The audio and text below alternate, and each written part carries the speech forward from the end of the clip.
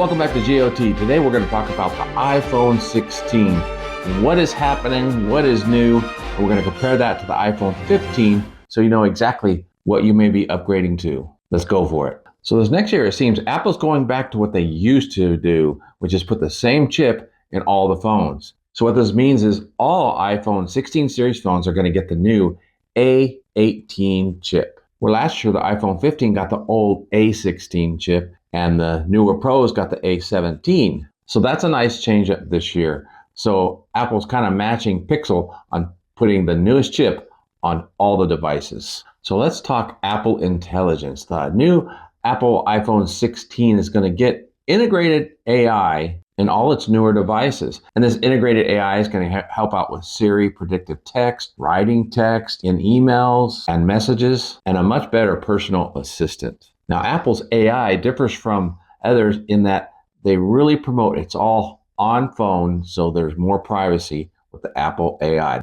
The neural engine uses machine learning on device without sending your personal data to the cloud, powering features like typing more accurately with autocorrect, lifting a subject from a photo background, or creating a personal voice for users at risk of speech loss. That's where their focus is. There are limitations for that, but we'll talk about that in another video. Now, the one question you might have is, how's that compare to my iPhone 15? Am I going to get the AI?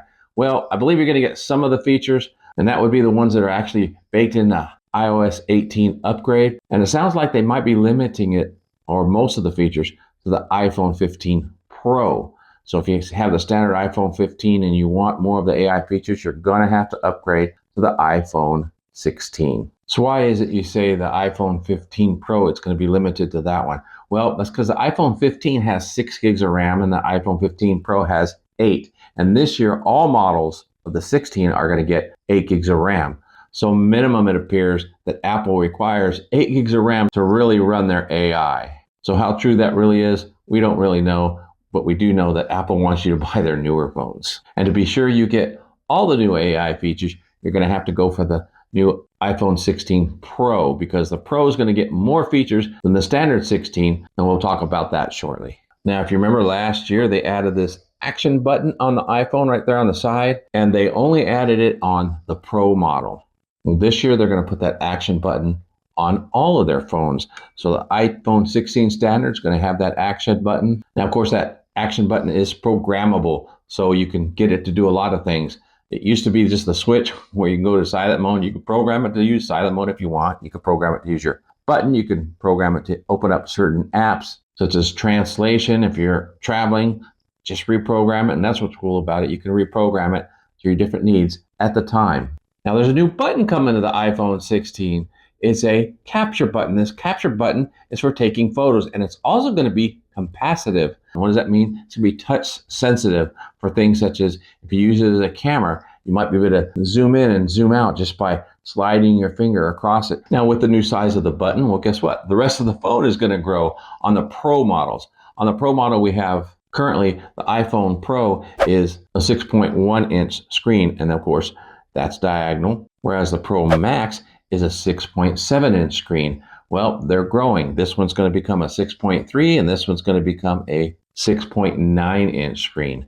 Now, the 6.3 on the standard model is going to match that of the new Pixel Pro. So that 6.9 inch is going to actually exceed Pixel's 9 Pro XL, which is only 6.8. Now, that's not a marketable difference, but it will more than likely make the iPhone Pro Max a little bit heavier. I have not seen any weight specs, so we'll have to wait and see on that one. Now, Apple's getting a lot of pressure to improve their cameras from Pixel. The Pixel has improved their cameras. They have their standard 50 and then 48 megapixel on the ultra wide and 48 on the zoom. So Apple's kind of responding a little bit with the 48 megapixel on their ultra wide camera on their Pro models. However, the zoom is still staying at 12 megapixels. So Apple's really going to be counting on their AI to really improve the zoom features. Now, here's a good attaboy for Apple on the zoom front. They are actually putting the 5x zoom for the first time on their standard size or 6.3 inch iPhone 16 Pro. So it's going to match that of the Max. Now that's a good thing, and we will no longer be able to say that Apple is compromising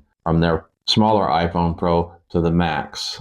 And I believe that pressure came from the competition of Pixel, so that's a great thing. Now there is rumor that Apple has come up with some new bezel structure that's actually going to reduce the bezel on the iPhone. And I don't know how they're going to do that because that is already a really tiny bezel. But they're saying it's going to be more like an edge-to-edge screen without the curved edge. Now that I'm really interested in seeing. I wonder how that will turn out. And those size changes on the Pros are not going to be reflected on the standard model. The standard model phones are going to remain at 6.1 and 6.7 for the iPhone Plus. Now this is one area where Apple is staying behind on their standard model. Everybody else has moved up to the 6.3 inch standard size.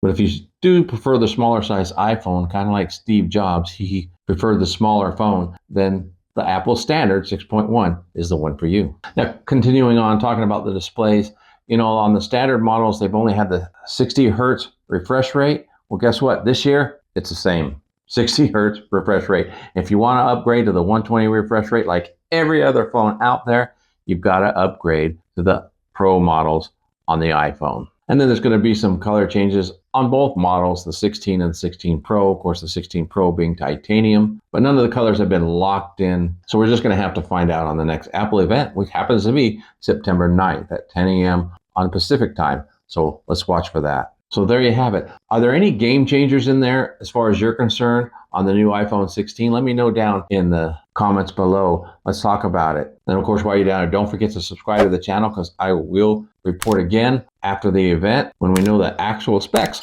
of all the devices. And of course, as always, make sure to smash that like button. It does help out the channel and tells me you appreciate the content. Thanks for hanging out with me again. Until next time, God bless.